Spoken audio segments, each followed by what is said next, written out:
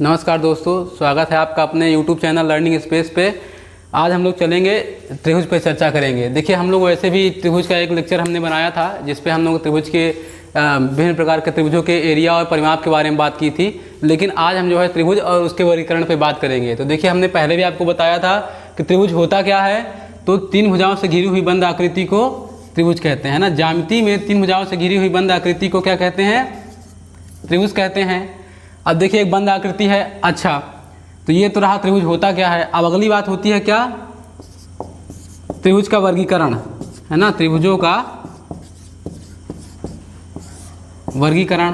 तो देखिए, त्रिभुजों का वर्गीकरण जो है वो दो बेसिस पे किया गया है। एक तो उनके भुजाओं के आधार पे और एक उनके कोणों के आधार पे। तो देखिए, सबसे पहले हम लोग डिस्कस करते हैं भुजाओं के आधार पे, है ना। भुजाओं के आधार पे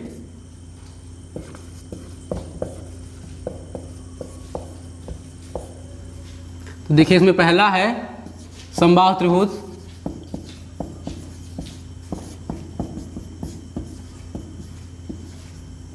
अब देखिए, समबाहु त्रिभुज क्या होते हैं?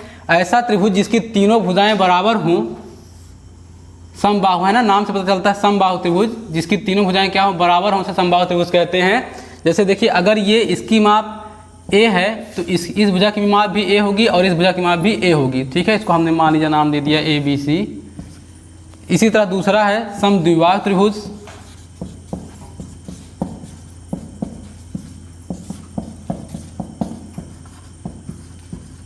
है ना।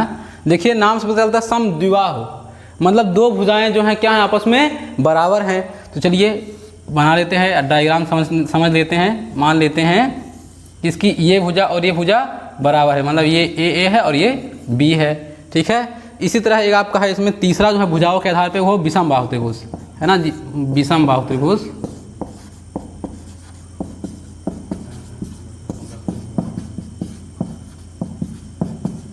ठीक है। देखिए, तो अब इसका नाम ही है विषमबाहु, तो मतलब इसमें एक भी भुजा बराबर नहीं होगी। ठीक है दोस्तों, इसमें इसकी एक भी भुजा बराबर नहीं होगी। ए होगी तो बी होगी तो ये सी होगी। तीनों की माप क्या होगी? अलग अलग होगी। ठीक है। तो ये तो रहा भुजाओं के आधार पर त्रिभुजों का वर्गीकरण। ठीक है। अब कोणों के आधार पर त्रिभुज का वर्गीकरण की बात करते हैं। ठीक है।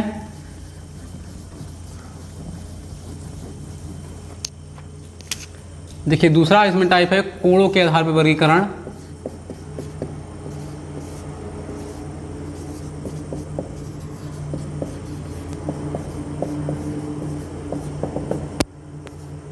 देखिए, पहला है न्यून कोण त्रिभुज, है ना।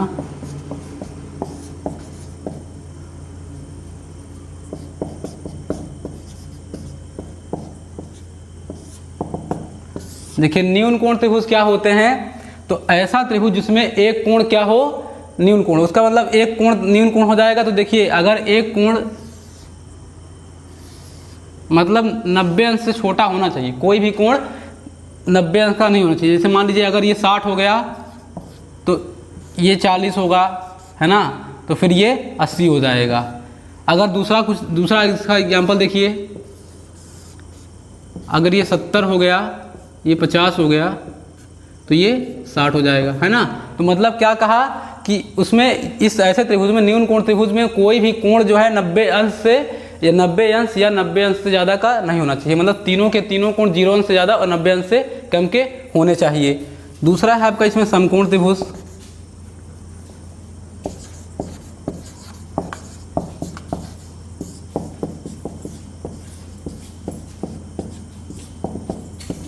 देखिए, समकोण त्रिभुज ऐसे त्रिभुज होते हैं जिसका एक कोण क्या हो, समकोण हो। ठीक 90 अंश का एक कोण उसका होना ही होना चाहिए। ये देखिए, मतलब ये कितना हुआ, 90 अंश का हो गया आपका। तब ये बचे हुए दोनों कितने के भी हो सकते हैं, लेकिन इसका एक कोण जो है वो 90 अंश का होना ही होना चाहिए। ठीक है। तीसरा है आपका इसमें अधिक कोण त्रिभुज।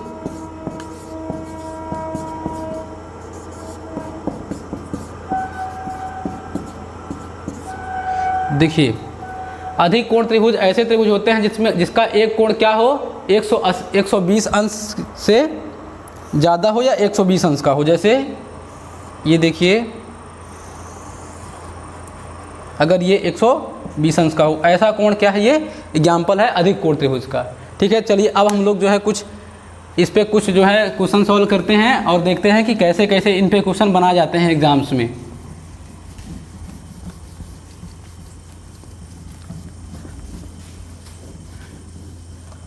अच्छा, दो चीज़ और समझ लीजिए।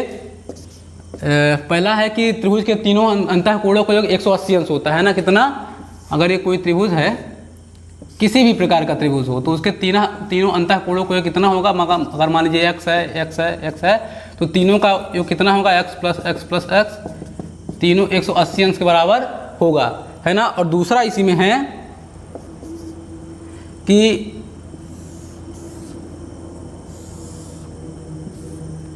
किसी त्रिभुज के बाह्य कोण का मान दूरस्थ स्थित अंतः दो कोणों के योग के बराबर होता है। मतलब अगर ये अंतः कोण है x और ये y, दो इसके दूरस्थ अंतः कोण है, और ये बाह्य कोण मान लीजिए z है ना, तो इसका जो z का मान होगा वो दूरस्थ स्थित दो कोणों के योग के बराबर होगा। मतलब इस कोण को नहीं कंसीडर करेंगे। देखिए ये पास का अंतः कोण है ना, निकटतम अंतः कोण है, तो इसकी बात नहीं करते। दूरस्थ अंतः कोणों की बात, तो ये इसका एक x और एक y, इन दोनों के योग के बराबर जो है बाह्य कोण का मान होगा।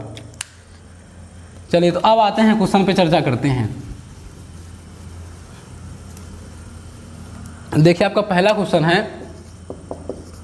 कि किसी समकोण त्रिभुज के किसी समबाहु त्रिभुज के तीन कोणों का मान जो है दिया है x अंश और x अंश। अब आपसे पूछ रहा है कि प्रत्येक कोण का मान बताइए। तो देखिए, अब हम जानते हैं कि त्रिभुज के तीनों अंतः कोणों का मान कितना होता है, 180 अंश, है ना। तीनों अंतः कोणों का मान 180 अंश। तो चलिए लिख लेते हैं, तीनों कोणों का मान कितना दिया, x और x, तीन है ना, तो x प्लस x है ना, जोड़ दिए तीनों को, तो कितना हो जाएगा, 3x हो जाएगा, बराबर 180 अंश के। अब इसको x की वैल्यू पता कर लीजिए, तो 180, अब ये इधर 3 जो है गुणा में है, इधर जाएगा तो क्या हो जाएगा, डिवाइड हो जाएगा, तो 180 डिवाइड बाई 3, तो क्या हो जाएगा, 60 अंश, है ना। तो x का मान कितना आया, 60 अंश। तो ये 60 अंश, मतलब यहाँ भी 60 अंश होगा, यहाँ भी 60 अंश ही होगा, और ये x 60 अंश, क्योंकि तीनों के तीनों बराबर हैं, है ना। तो ये क्या हुआ, 60 अंश का कोण हो गया आपका त्रिभुज।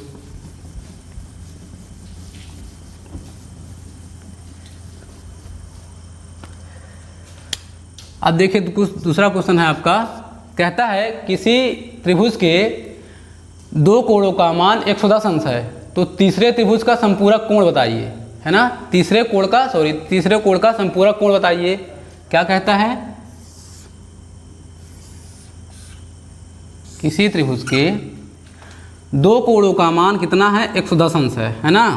मतलब ये अगर ये x है और ये y है, तो क्या दे रहा है, x प्लस y, दोनों का जो कितना दे रहा है, 110 अंश। x प्लस वाई बराबर 110 अंश आपको ये क्या है, दिया गया है ना।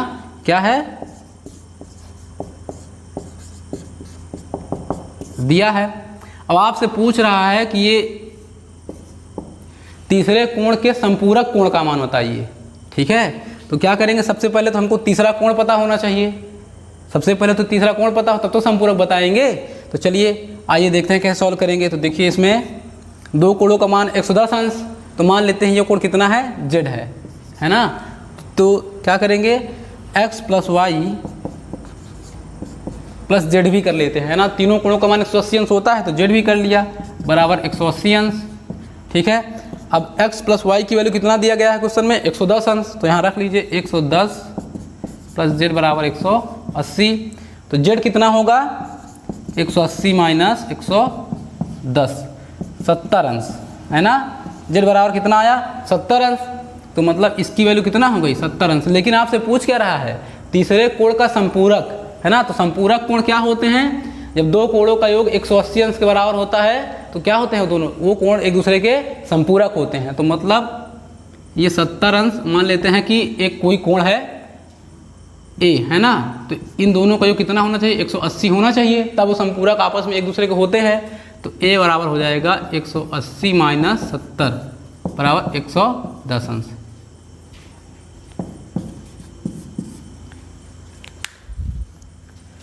चलिए अब चलते हैं अगले क्वेश्चन की ओर।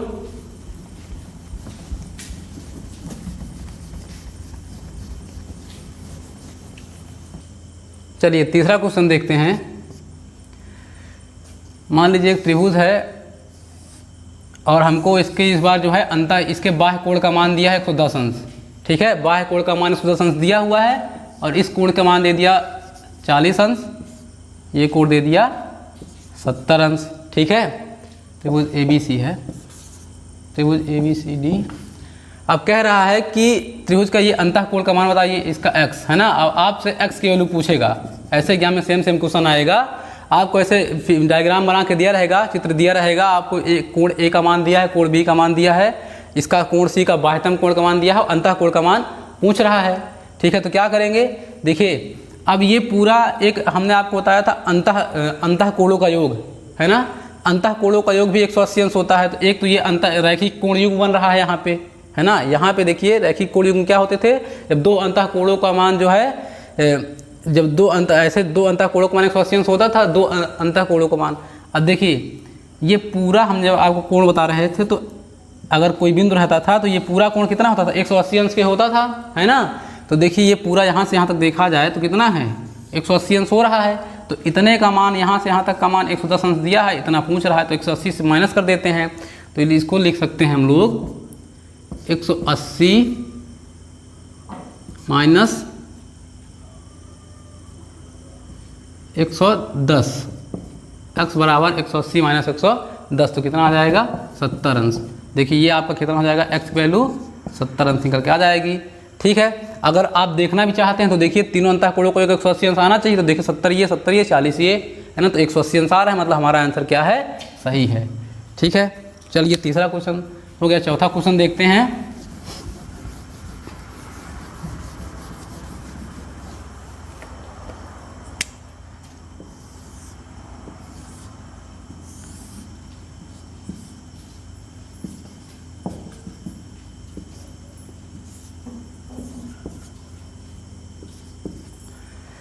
देखिए इस बार क्या है कि आपको पिछले क्वेश्चन में क्या था कि अंतःकोण पूछ रहा था, बाह्यतम कोण दिया हुआ था, लेकिन इस बार कह रहा है कि अंतःकोण दिए हुए हैं। इस त्रिभुज के दो अंतःकोण, कोण A और कोण B दिया गया है और आपसे बाह्यतम कोण पूछ रहा है, कोण C का बाह्यतम कोण बताइए। तो देखिए हमने आपको अभी भी बताया है कि किसी त्रिभुज के दूरस्थ दो अंतःकोणों का मान बाह्य कोण के योग के बराबर होता है। तो देखिए अगर इसका कोण A प्लस कोण B बराबर इस कोण C, बाह्यतम कोण C के बराबर होगा, ये दोनों अंतःकोण बाह्य कोण यहाँ होना चाहिए, है ना। तो देखिए कितना है 70 और ये 60,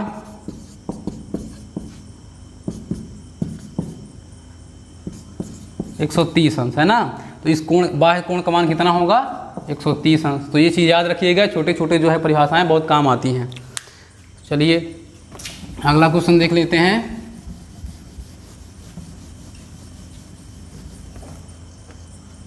जैसे मान लीजिए एक त्रिभुज है, ठीक है,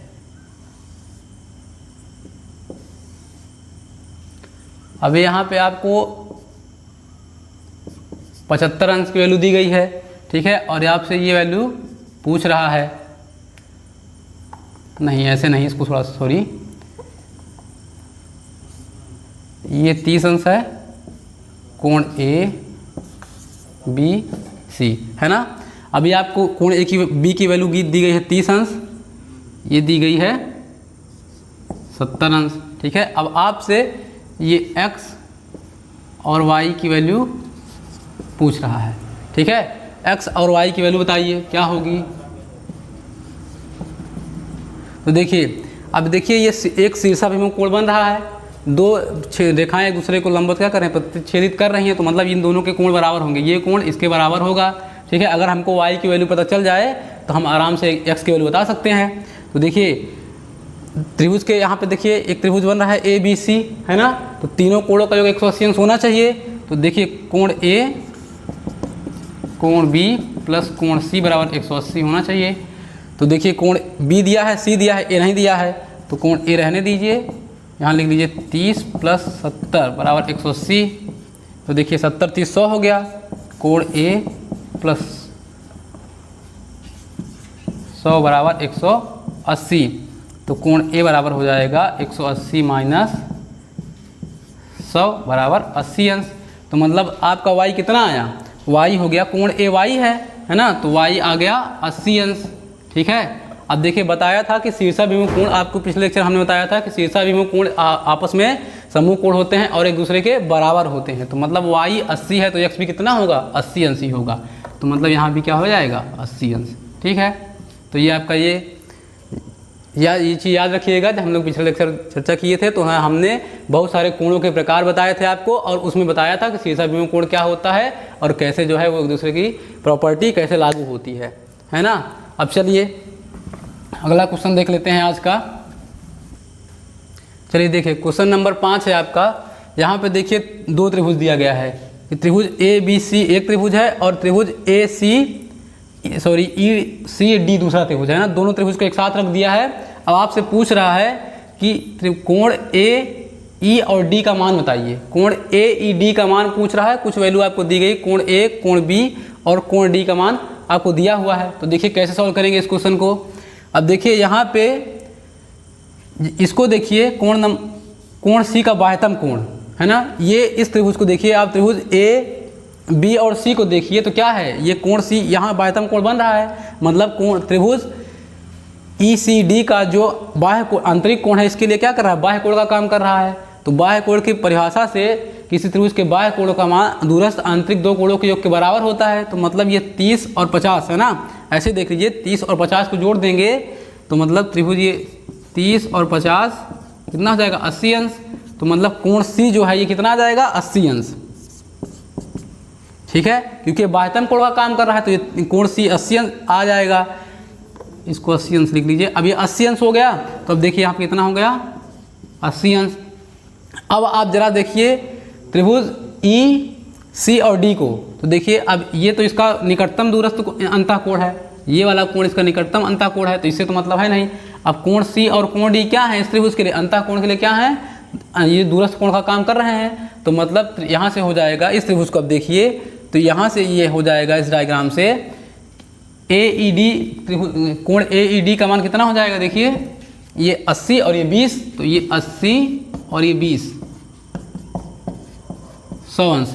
देखिए चूंकि यहाँ पे कोण C के लिए ये बाह्यतम कोण था है ना, अब ये दोनों दूरस्थ अंतःकोण थे तो इनका योग कर दिया, देखिए 50 30 80 हो गया, तो ये C का मान पता चल गया।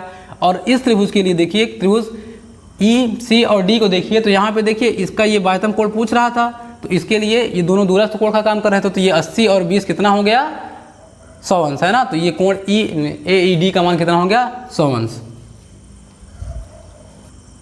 चलिए आपका क्वेश्चन नंबर 6 है। क्वेश्चन कहता है किसी समकोण त्रिभुज के दो कोणों का योग 4:5 है ना। समकोण त्रिभुज पन्ने बना लेते हैं, देखिए ठीक है, दो कोणों का कितना है, 4:5, 4:5 का अनुपात दिया हुआ है दो कोण का। तो चलिए अब देखिए, अब चूंकि समकोण है तो एक कोण तो समकोण 90 अंश होना ही है, एक तो 90 अंश बनेगा ही। चलिए इसको ही 90 अंश मान लेते हैं। ठीक है, इसका नाम दे दिया ABC। तो मान लेते हैं इसका कोण B कितना है, 90 अंश है, क्योंकि क्वेश्चन में कहता है कि समकोण त्रिभुज है। अब दो कोण का जो कितना है, 4:5, तो मान ले चलिए इसको मान लेते हैं 4x है, इसको मान लेते हैं 5x है ना। अब तीनों, अब चूंकि हम लोग पढ़ा है अभी कि तीनों कोणों का अंतःकोणों का योग 180 अंश होता है, तो इसको लिख लेते हैं 4x प्लस 5x प्लस ये कितना है, एक 90 होगा क्योंकि समकोण है, बराबर 180 है ना। तो ये कितना हो गया, 9x प्लस 90 बराबर 180, 9x बराबर 180 माइनस 90 बराबर 90, x बराबर हो जाएगा 90/90 10 अंश है ना। x बराबर 10 अंश आ गया। अब देखिए, अब इसको 4x हमने माना था, तो इसको 4x माना था तो कितना हो जाएगा, 4 × 10 मतलब 40 अंश, और इसको 5x माना था तो ये हो जाएगा 5 × 10 50 अंश है ना। तो एक 90 हो गया, एक 40 और ये 50। ठीक है दोस्तों, तो आज के लिए बस इतना ही, तब तक के लिए नमस्कार।